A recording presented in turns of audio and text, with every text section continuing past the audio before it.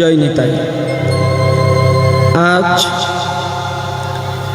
আমাদের কয়েকটা দিন ধরে কীর্তন গানের মধ্য দিয়ে ভগবানের সেবা চলছে।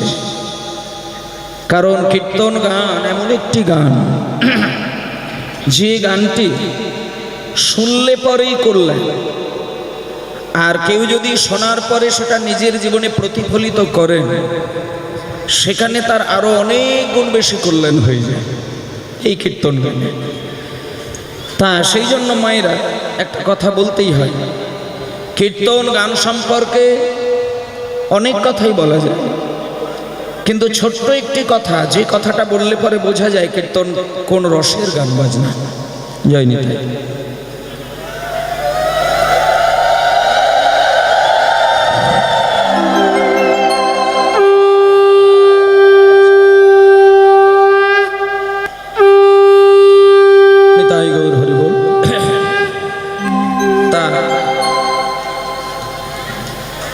এই প্রসঙ্গে একটা কথা আমার মনে পড়ে গেল, সেটা হচ্ছে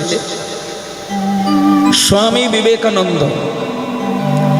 ওনার যখন বয়স ছিল 12-14 বৎসর, তা ওই 12-14 বছর বয়সী ছেলে নরেন, মায়েরা কথাগুলো খুব ধ্যান দিয়ে মন দিয়ে শুনবেন।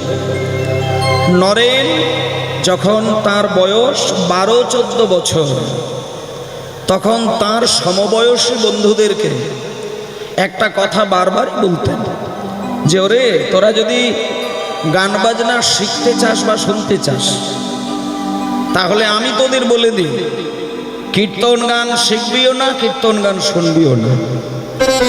যদি গান শিখতে চাস তাহলে উচ্চাঙ্গ সঙ্গীত শেখ, রাগরাগিনী শিক্ষা কর, হ্যাঁ, ধ্রুপদ গান শেখ, নানান ধরনের সঙ্গীত রয়েছে, কিন্তু কীর্তন গানে কিছুই নেই। এটা স্বামীজির প্রথম জীবনের একটা মন্তব্য বলা যায়।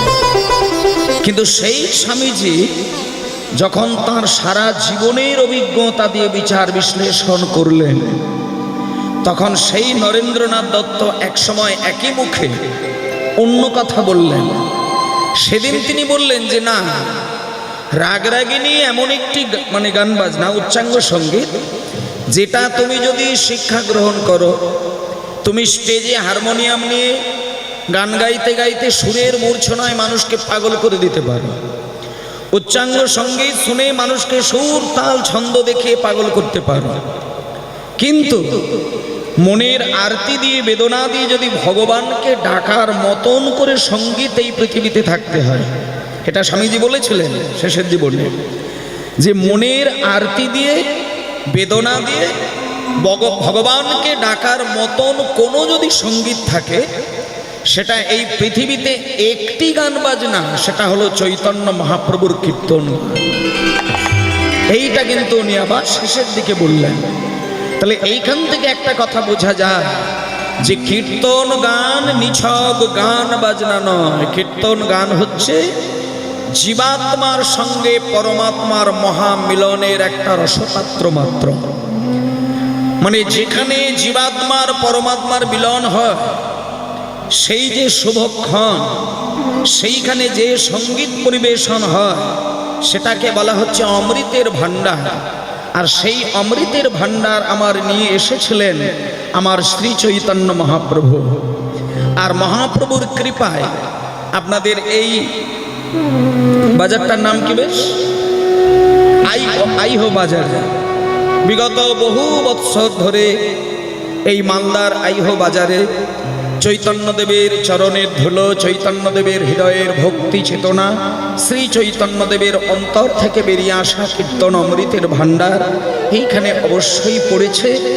কারণ কীর্তন গান যেখানে ভক্ত পাগল হয়ে কাঁদতে কাঁদতে শ্রবণ করেন, সেইখানে আর কিছু হোক বা না হোক, আমি এই কথাটা বলতে পারি, চৈতন্যদেবের অশেষ করুণা যদি না থাকে, কীর্তন গান হয়তো ব্যবস্থা করা যায়, কিন্তু ভক্তদের যে একটা ব্যাকুলতা, যে ক্রন্দন, চোখ থেকে বিন্দু বিন্দু জল গড়িয়ে যাওয়া কীর্তন শুনতে শুনতে, এটা সব আসরে কিন্তু দেখা যায় না। এটা আপনাদের মালদা, মুর্শিদাবাদ এইসব জায়গাগুলোই ভীষণভাবে দেখা যায়। সেই জন্য আপনারা ধন্য, কারণ এই মালদায় অনেক ঘটনা ঘটেছে। গৌড় দেশ মালদা, যেখানে রূপ সনাতনের অপূর্ব লীলা কাহিনী হয়েছিল, যেখানে চৈতন্য মহাপ্রভু সন্ন্যাসী হয়ে পুরীধামে চলে যাওয়া সত্ত্বেও তিনি ওই রূপ সনাতনকে উদ্ধার করার জন্য তিনি চিঠি দিয়েছিলেন যে আমি এই সময় মতো আমি পুরীর মন্দির ছেড়ে বাংলায় যাবই যাব, আর রূপ সনাতনকে আমি উদ্ধার করবই। এবং ওনার কথা অনুসারে উনি সেই পুরীর মন্দির ছেড়ে উনি কিন্তু এসেছিলেন মালদায়, এবং যথারীতি উনি মালদায় এসে সেই রূপ সনাতন, আপনারা তো সবাই জানেন তখনকার দিনে সেই নবাবের আমল, সেই নবাব যখন জেলখানায় বন্দি করেছিলেন, তাকে যুক্তি তর্ক দিয়ে পরাজিত করে তাকে বার করে নিয়ে সেই রূপ সনাতনকে তিনি উদ্ধার করেছিলেন। তাই আপনারা মালদাবাসী, আপনারা ভাগ্যবান। সবথেকে বড় কথা যে আমি আপনাদের চরণে আসতে পেরে নিজেকে খুব ধন্য বলে মনে করলাম, কারণ এই মালদা জেলা সেই জায়গা যেখানে গৌড় দেশ, যেখানে চৈতন্যদেবের অপার করুণা ঢালা রয়েছে, আর সেই জেলার মানুষ আপনারা কীর্তন শোনার অনুরাগ আপনাদের যথেষ্ট পরিমাণে রয়েছে। আর আপনাদের কাছে আমি বহু বছর আগে একবার এসেছিলাম, আবার আজকে এসেছি, আগামীকালকেও গান হবে, আর নিত্যদিন তো আপনারা গান শুনছেন, তাই আপনাদেরকে নতুন করে বলার কিছু নেই। আর এইবার চলে যাব, বেশি কথার মধ্য দিয়ে নয়, শুধু একটা জিনিস বলবো আপনাদের, সেটা হচ্ছে যে কীর্তন গানকে এইরকমই একটা সঙ্গীত বলে মনে করবেন, যেটা শুনতে গেলে কোনো বাইরের দেহ দলবে না। অনেকের একটু মনে মনে আশা থাকে যে কীর্তন হচ্ছে একটু দেহ দুললো না, একটু নাচ হলো না, একটু গান হলো না, একটু তত্ত্ব হলো না, তথ্য হলো না, দৃষ্টান্ত হলো না, সিদ্ধান্ত হলো না। কিন্তু কীর্তন ওই জায়গার গানই নয়। কীর্তন যতক্ষণই ধরে আপনি শুনুন না কেন, আপনার মধ্যে একটা পরিপূর্ণ দায়িত্ব থাকতে হবে, এটাই যে কীর্তন শুনতে শুনতে যেন আমার আত্মনিবেদনটা হয়ে যায়। নিতাই গৌর প্রেমানন্দে হরি বল। এবার জয় নিতাই।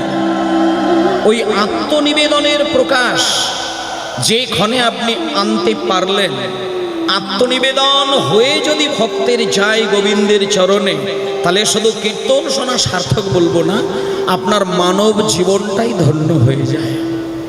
কারণ একটা জিনিস আমরা বহুবার দেখেছি, নিজের দেহ থেকে জন্ম নেওয়া সন্তান, সে যদি একটা বাজে ভাষায় মাকে কথা বলে দিয়ে বেরিয়ে যায়, প্রত্যেকটা মা কিন্তু সেকেন্ডের মধ্যে ওই কথা শোনার সঙ্গে সঙ্গে হাজার বিন্দু চোখের জলে কিন্তু ছেলের কথা মনে করে করে কাঁদেন। স্বামী যদি কোনো বাজে কথা স্ত্রীকে ইঙ্গিত করে বলেন, তাতেও কিন্তু স্ত্রী রাত দিন কেঁদে কেঁদে বিছানা ভেজায়। কিন্তু একটাবারও এইরকম আমরা করতে পারি না, বিনা স্বার্থে বিনা শর্তে মন্দিরে বসে আসন পেতে চোখ বন্ধ করে তার কথা চিন্তা করে চোখ থেকে কয়েক বিন্দু জল গড়িয়ে দেওয়া। এটা পারি না। কেন না, আমরা সংসারের জন্য আত্মনিবেদন করতে পারি, সংসারের জন্য দেহ মন প্রাণ ঢেলে দিতে পারি, কিন্তু গোবিন্দকে তুলসী দিতে গেলে আমাদের এই প্রাণটা কিন্তু দিতে পারি না। যদি দিতে পারতাম তাহলে তুলসী পাতা দেওয়ারও দরকার হতো না। যদি আত্মনিবেদনের প্রকাশ জানতাম তাহলে মন্ত্র জানার দরকার হতো না। যদি আত্মনিবেদন শিখতাম তাহলে মঠে মন্দিরে তীর্থে তীর্থে বেড়াতে যাওয়ার প্রয়োজন হতো না। তার ঘরের কোণে বসে বিছানায় বসেও চোখ বন্ধ করে একটা মুহূর্ত যদি স্মরণ নেওয়া যায়, তার চোখ থেকে কলসি কলসি প্রেমের ধারা গড়িয়ে যায়। আর যেদিনকে চোখ থেকে প্রেম অশ্রু গড়িয়ে যাবে, সেদিন জানতে হবে আমার মানব জীবনটাই ধন্য হয়ে গেল। এর থেকে আর বেশি কিছু নেই। এবং আজকে আমাদের প্রত্যেকটি মানুষকে উদ্ধার করার জন্য সবার আগে যিনি জন্মগ্রহণ করেছিলেন এই বাংলার ঘরে, তিনি হলেন সচিমায়ের ছেলে, যার নাম হলো নিমাই পণ্ডিত। আজকে সেই নিমাই পণ্ডিত কি করলেন, ঘটনাটা আমরা সুন্দর করে বিচার করব। আমাদের বিচার থাকবে ভগবানের চরণকে জড়িয়ে ধরা। এখানে কোনো যুক্তি তর্ক ভেদাভেদ কিচ্ছু থাকবে না। কীর্তন শুনতে গেলে শুধুমাত্র সেবা করতে হবে, এই তীব্র ব্যাকুলতা আমাদেরকে যেন কুড়ে কুড়ে খায়, তাহলেই দেখবেন কীর্তন শোনা সার্থক। মায়েরা, আজকে পদাবলীর গৌরচন্দ্রিকাই বলছেন, আরে মোর শ্রী গৌরাঙ্গ রায়, সুরধ্বনি তীরে যাইয়া নবীন নাবিক হইয়া সহচর মিলিয়া খেলায়। এইটা হলো আজকের প্রথম পদাবলী। পদাবলীর একেবারে 1 নম্বর পদ, এটা দিয়ে আমি গান শুরু করছি। আরে মোর শ্রী গৌরাঙ্গ রায়, সুরধ্বনি তীরে যাইয়া নবীন নাবিক হইয়া সহচর মিলিয়া খেলায়। এটা এইবার আপনাদের ভেঙে বলি। গৌর হরি আমার নবদ্বীপ ধামে শত শত বৈষ্ণবগণ ছিলেন, পার্ষদগণ ছিলেন, কিন্তু কাউকে ডাকলেন না, একজনকে ডাকলেন। তিনি কে? তিনি হলেন গৌরীদাস পণ্ডিত। মায়েরা, গৌরীদাস পণ্ডিতকে ডেকে বলছেন, গৌরীদাস, আমার জীবনে অনেক ইচ্ছে ছিল বটে, তার মধ্যে 3টে ইচ্ছে ছিল আমার জীবনের প্রধান। মায়েরা, 3টে ইচ্ছে হচ্ছে গৌরহরির প্রধান ইচ্ছে। সেই 3টে ইচ্ছে কি কি? তিনি ভক্তদেরকে ডেকে ডেকে বললেন যে আমার 3টে ইচ্ছের মধ্যে 1 নম্বর ইচ্ছে হচ্ছে নবদ্বীপের হাটে হাটে আমি একটু হরিনাম বিতরণ করব, নবদ্বীপের মাঠে মাঠে হরিনাম বিতরণ করব, আর নবদ্বীপের ঘাটে ঘাটে হরিনাম বিতরণ করব। আচ্ছা, এটা শুনতে হালকা হলেও কথাটা কিন্তু হালকা নয়, খুব গভীরের কথা। শুনে নেন, নবদ্বীপের মাঠে মাঠে, নবদ্বীপের হাটে হাটে, নবদ্বীপের ঘাটে ঘাটে, 3টে জায়গা। আর এই 3টে জায়গা এমন বিশেষ 3টে জায়গা যেখানে হরিনাম বিতরণ করে দেওয়া মানে একটা ব্যক্তিও কিন্তু হরিনাম থেকে বঞ্চিত হবে না। আমি যুক্তি দিয়ে বুঝিয়ে দিচ্ছি। দেখুন, নবদ্বীপের হাটে হাটে হরিনাম, নবদ্বীপের মাঠে মাঠে হরিনাম। আচ্ছা মায়েরা, মনে করুন যারা চাষবাস করে খায়, চাষবাস করে যারা খায় তাদেরকে তো মাঠে মাঠে যেতে হয়। তাহলে চৈতন্যদেব যদি মাঠে মাঠে গিয়ে হরিনাম বিতরণ করেন, যারা চাষিবাসী মানুষ তারা সবাই মহাপ্রভুর হরিনামটা পেয়ে গেল। এটা হলো মাঠে মাঠে। এইবার বলছে হাটে হাটে। এবার অনেক মানুষ আছে দেখবেন চাষ করে না, জীবনে কোনোদিন মাঠে যায় না, হ্যাঁ, কিন্তু হাটে বাজারে বাজার করতে তো যাবে। অনেক মানুষ আছে দেখবেন জীবনে কোনোদিন মাঠে যায় না, কিন্তু অন্তত সপ্তাহে একদিন হাটে কিন্তু যায়, বাজারে কিন্তু যায়। তাহলে মহাপ্রভু যদি নিত্যদিন হাটে বাজারে হরিনাম বিতরণ করেন, তাহলে যে মানুষ মাঠে যায় না সেই মানুষ হাটে বাজারে এলে হরিনামটা পেয়ে যাবে। এবার অনেকে বলতে পারেন যে বাবা, মাঠে ঘাটে যারা যায় তারা পেয়ে গেল, হাটে বাজারে যারা যায় তারা পেয়ে গেল, কিন্তু এমন অনেক ব্যক্তি আছে যারা মাঠে ঘাটেও যায় না, মাঠেও যায় না, হাটে বাজারেও যায় না। তাহলে তারা পাবে কি করে? বলে শোনো, হাটে বাজারে যায় না এমনও অনেক আছে, মাঠে যায় না এমনও অনেক আছে, কিন্তু সবাইকে একদিন সময় হলে ঘাটে কিন্তু যেতেই হবে। হরি বল, হরি বল, হরি বল। তাহলে এই জায়গাটা বিচার করে দেখতে হবে এবার, যে তুমি মাঠে গেলে হরিনাম পেলে, হাটে গেলে হরিনাম পেলে, আর ঘাটে তোমাকে তো যেতেই হবে, একটা দিন আসবে, সেদিন যদি মহাপ্রভু সেখানে হরিনামের জন্য হাত বাড়ায়, তুমি তো ওই ঘাটে গিয়ে যখন দাঁড়াবে সেখানে তোমায় হরিনাম পেতেই হবে। তাহলে আর কোন জায়গা বাকি রইল? সব জায়গায় হরিনাম দেওয়া হয়ে গেল। তা আজকে চৈতন্যদেব বলছেন যে আমার মাঠে মাঠে হরিনাম দেওয়া হয়ে গেছে, আমার হাটে হাটে হরিনাম দেওয়া হয়ে গেছে, কিন্তু আমার ঘাটে ঘাটে হরিনাম দেওয়া হয়নি। তাই গৌরীদাস, তুমি আমাকে একটা নৌকা বানিয়ে দেবে? শোনো, আমাকে যদি তুমি নৌকাটা বানিয়ে দিতে পারো, আমি নৌকাটা নিয়ে একটু সুরধ্বনি গঙ্গার জলের মধ্যে ভাসাবো, তার মধ্যে আজকের দিনে আমি নৌকার নাবিক হব। আজকে আমার নৌকায় যারা উঠবে তাদেরকে শুধু আমি কৃপা করে এই পার থেকে ওই পারে করে দেব, এটাই আমার কাজ। তখন গৌরীদাস বলছে, নিমাই, আমি তোকে নৌকা তৈরি করে দেব, কিন্তু সেই নৌকাতে কি আমার ওঠার কোনো অনুমতি থাকবে? বলে তোমাকে তো আগে দেব, তুমি আমার পাশেই থাকবে। এই বলে মহাপ্রভুকে একটা নৌকা তৈরি করে দিলেন গৌরীদাস। আর সেই নৌকার উপরে উঠেই মহাপ্রভু যে কথাটা বললেন শুনে নেন। মহাপ্রভু নৌকার উপরে উঠেই প্রথম যে কথাটা তিনি উচ্চৈস্বরে সবার উদ্দেশ্যে বলে দিলেন, শোনো শোনো শোনো,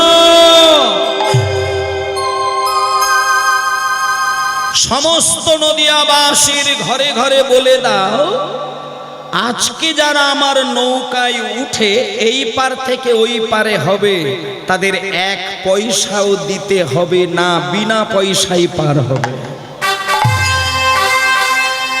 এইবার বিনা পয়সার লোভে পড়ে তো কলির মানুষ তো যাবেই। হঠাৎ যদি রাজ্য সরকার ঘোষণা করে যে কলকাতা এয়ারপোর্ট থেকে যে সমস্ত ফ্লাইট দেশে বিদেশে যাবে 1 সপ্তাহের জন্য বিনা পয়সায় যাতায়াত করতে পারবে, বলুন কেউ ঘরে বসে দেখবে কি? বলে ওরে বাপরে, বিরাট সুযোগ, বিনা পয়সায় ফ্লাইট চড়া হবে, যে আজকে জন্ম নিয়েছে তাকে নিয়েও যাবে। তাহলে বিনা পয়সার খবর পেলে সবাই কিন্তু একটু কাজ না থাকলেও ঘুরতে যাওয়ার একটু চেষ্টা হয়। তা দেখুন মায়েরা, যখনই নৌকার ওপরে মহাপ্রভু উঠলেন, বিনা পয়সায় এই পার থেকে ওই পার করে দেব মহাপ্রভু বললেন। এইবার যে নৌকাতে 100 জন ওঠার কথা ছিল, সেই নৌকায় দেখা গেল 200 লোক উঠে গেল। ভালো করে কথাগুলো শুনে শুনে দেখবেন, যে নৌকায় 100 জন বসবে সেখানে 200 লোক উঠেছে। তা উঠলো তো উঠলো, মহাপ্রভু সেটাও খেয়াল করেনি।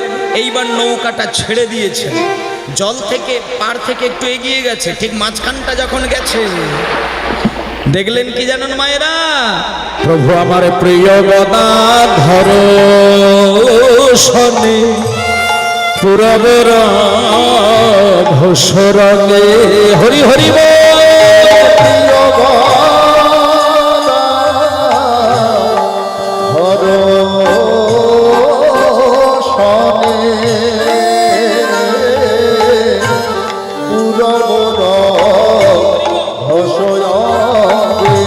নৌকায়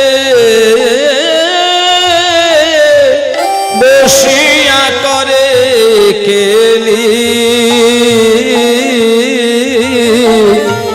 নৌকায় বসিয়া করে কেলি, নৌকায়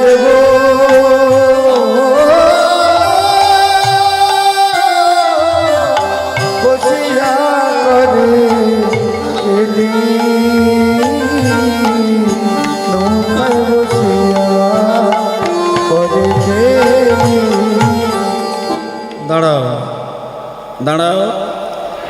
লীলা শুনতে গেলে লীলার অন্তর্নিহিত রসটাকে কিন্তু আস্বাদন করতে হবে মায়েরা। যে কোনো কৃষ্ণলীলা শুনতে গেলে অন্তরের ভাবার্থটাকে যদি আপনার নিজের ভাবের সঙ্গে না মেলাতে পারেন, তাহলে লীলা শোনা না শোনা একই হয়ে যায়। তাই জন্য এই লীলার অন্তর্নিহিত ভাবটা আপনারা একটু ফলো করবেন, খেয়াল করবেন। চৈতন্য মহাপ্রভু যখনই নৌকাটা ছেড়ে দিয়েছে আর ওই গঙ্গার মাঝখানে যখন গেছেন, সঙ্গে সঙ্গে মহাপ্রভুর মধ্যে একটা ভাবের পরিবর্তন দেখা গেল। সেটা কি? এই দেখুন, আমি আজকে কীর্তন গাইছি, আপনারা আমার দিকে তাকিয়ে তাকিয়ে কীর্তন শুনছেন, আর আমিও আপনাদের চারিদিকটা তাকিয়ে তাকিয়ে ঘুরে ঘুরে ঘুরে ঘুরে ঘুরে ঘুরে কীর্তন গাইছি। কিন্তু মনে করুন, আমি যদি কীর্তন গাইতে গিয়ে আপনাদের কারোর দিকে না তাকিয়ে শুধু ডান দিকের বায়েনের চোখের দিকে তাকিয়ে কীর্তন গাই, মানে 4 ঘন্টা কীর্তন গাইবো, আপনাদের দিকে কারোর দিকে ঘুরবো না, শুধু কটকট করে ওর দিকে তাকিয়ে থাকবো, আর কথাগুলো বলবো আপনাদের জন্য। আচ্ছা, এটা শুনতে কেমন একটা অড লাগবে না?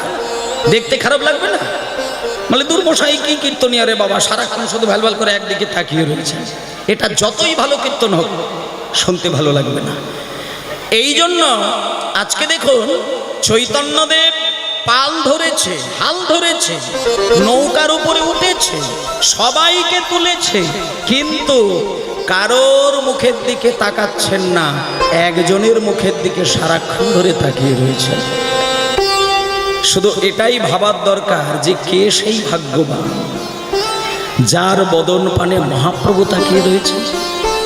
এই গতিটা দেখুন একটু। মহাপ্রভুর বদনে নয়ন ফেলতে গেলে কোটি জন্মের সাধনা থাকতে হয়, আর এখানে মহাপ্রভু নিজেই তার নয়ন পানে নয়ন মিলে দাঁড়িয়ে রয়েছেন। তিনি কে? তিনি কত বড় ভাগ্যবান, যার দিকে মহাপ্রভু একভাবে তাকিয়ে রয়েছেন।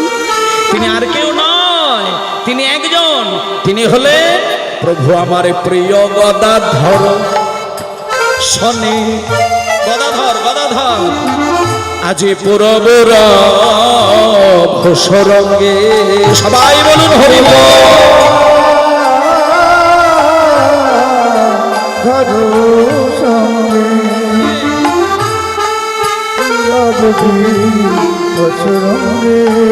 ওই নৌকায়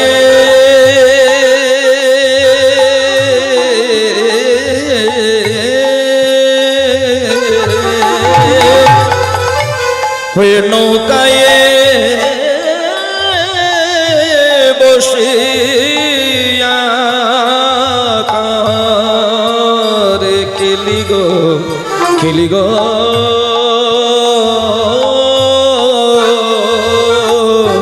নৌকায় বসিয়া করে কেলি হরিব নৌকাতে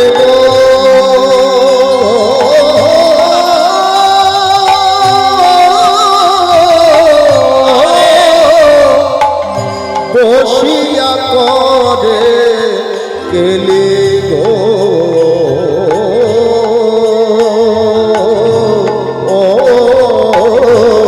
নৌকাতে বসিয়া করে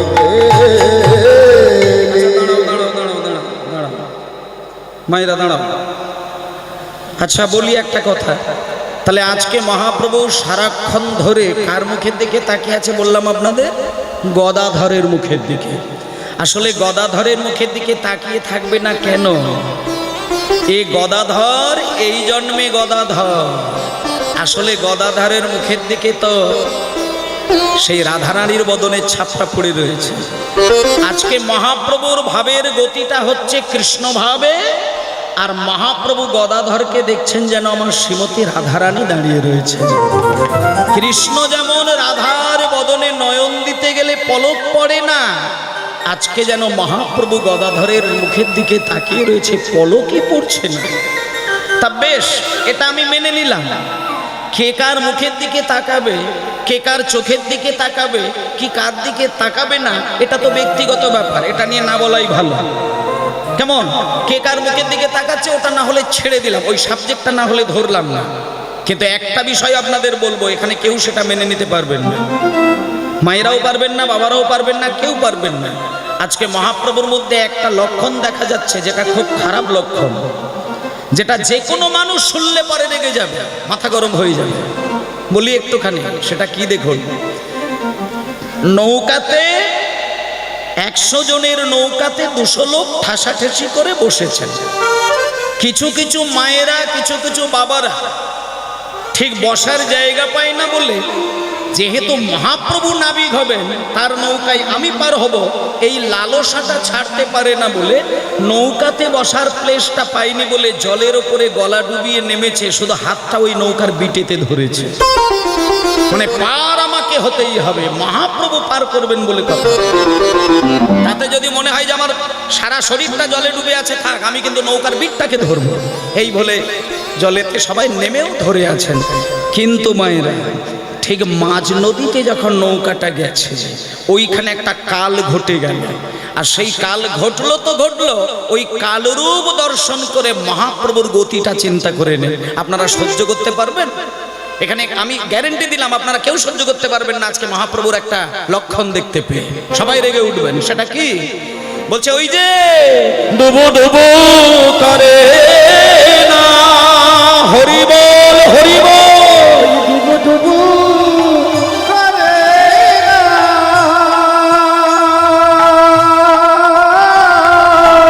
হরি বহয়ে দি সবা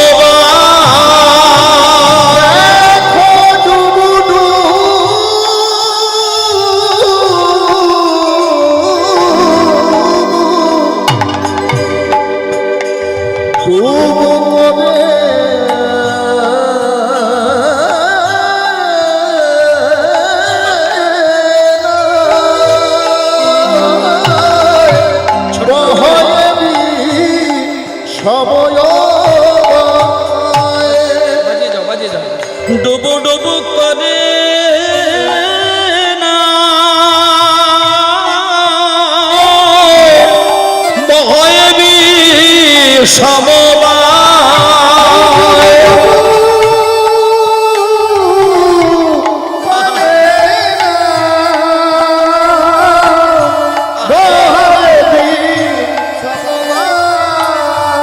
আরে দেখি হাসে, দাঁড়াও, কথাগুলো শুনতে দিতে হবে, শুধু জোরে জোরে বাজালে হবে না।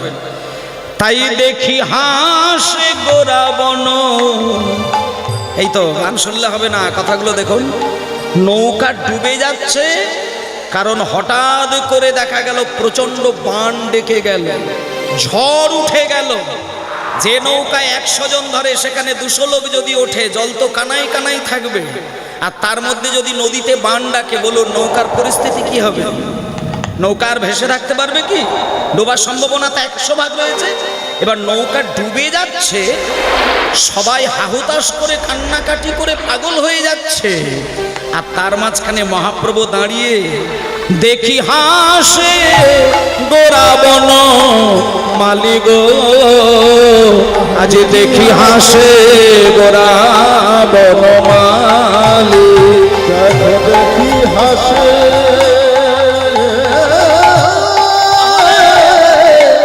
গোরা বন মালি গো, দেখি হাসে গোরা বন মালি। ছোট্ট করে গানগুলোকে কানে পৌঁছাতে হবে। দেখুন বাবা বলছে, যখনই নৌকাটা ডুবে যাচ্ছে সবাই পাগল হয়ে আবার হাঁপ ছেড়ে কান্না শুরু করেছে। নৌকার মধ্যে একটা কোনো মানুষ দেখা যায় না যে তার নিজের মধ্যে আর কেউ আছে, কিন্তু মহাপ্রভু হি হি করে খিলখিল খিলখিল খিলখিল খিলখিল করে হাসছে। এবার আপনারা বলুন, এটা আপনাদের সহ্য হবে কি? মানে এখানে একটা পাগলের মতো ঘটনা ঘটছে না? সবাই মরে যাবে, নৌকা ডুবে যাবে, হাহুতাশ করে কান্নাকাটি করছে, সপরিবারে নৌকায় উঠেছে, ডুবে গেলে পরিবারটাই ধ্বংস হয়ে যাবে, আর তাতে মহাপ্রভু হিহি করে হাসছে। এটা বলুন আপনারা সহ্য করতে পারবেন? পারবেন সহ্য করতে?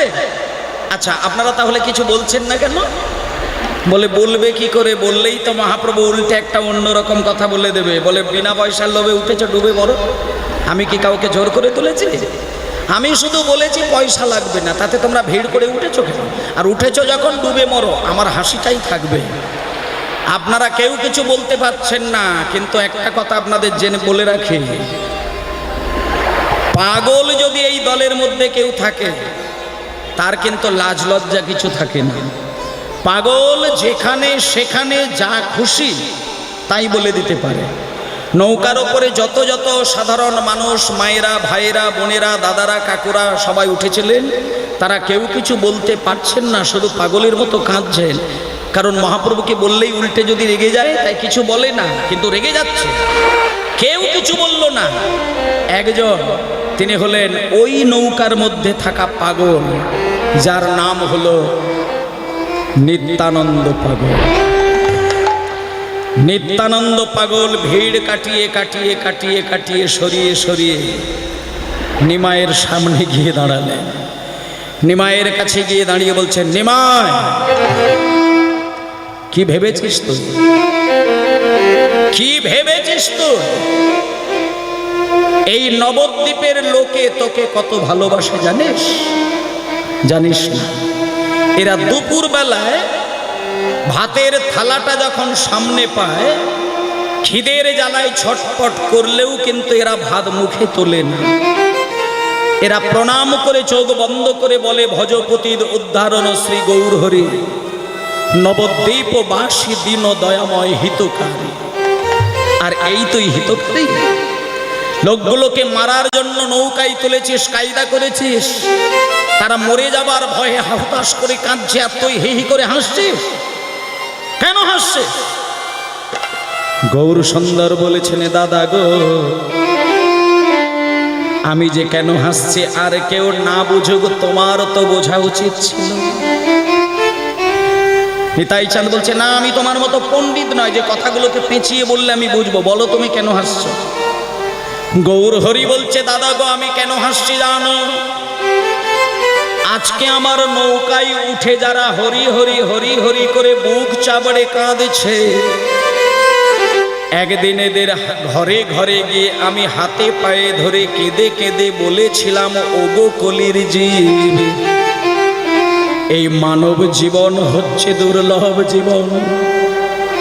নিতাই গৌর প্রেমানন্দে হরি বল। এই মানব জীবন দুর্লভ জীবন। কেউ 80 বছর পর্যন্ত বেঁচে থাকে, কেউ 50 বছরেও মারা যায়। আবার এমন অনেক মানুষের এমন জীবনে দেখা যেতে পারে যারা পৃথিবীতে জন্ম নিয়েছে 5-10 বছর বয়সেও মারা যায়। আর এমনও দেখা যায় মাতৃগর্ভে থেকে বিদায় নেয়। তাই মানব জীবন বড় দুর্লভ জীবন। 20 লক্ষ বার গাছপালা হয়ে, 9 লক্ষ বার জলে জন্ম নিয়ে, 11 লক্ষ বার পোকা মাকড় হয়ে, 10 লক্ষ বার ডিমের মধ্যে জন্ম নিতে হয়। তারপরে 30 লক্ষ বার পশু হবার পরে তবে মানব জন্ম পাওয়া যায়। আর এই মানব জন্ম পেলেও সেটা তো নিশ্চিত হতে পারে নাই। তাই হাতে পায়ে ধরে কেঁদে কেঁদে কেঁদে কেঁদে একটা কথা বলেছিলাম, ওগো কলির জীব, এই দেহের মধ্যে যখন প্রাণ আছে শুধু একবার আমার কথা শুনে তোমরা একবার শুধু হরি বলো। সেদিনে তারা আমার কথাই কেউ হরি বলেনি। আর আজকে দেখো বিনা পয়সার লোভে আমার নৌকায় উঠেছে। দেখো দাদা, সেদিনে যারা হরি বলেনি আর আজকে তারা প্রাণের ভয়ে হরি বলেছে, তাই দেখে হাসি পেয়েছে হরি হরি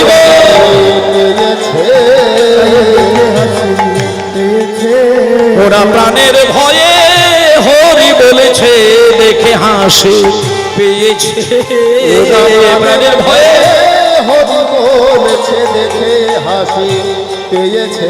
ওরা প্রাণের ভয়ে হরি বলেছে, দেখো দেখে হাসি পেয়েছে।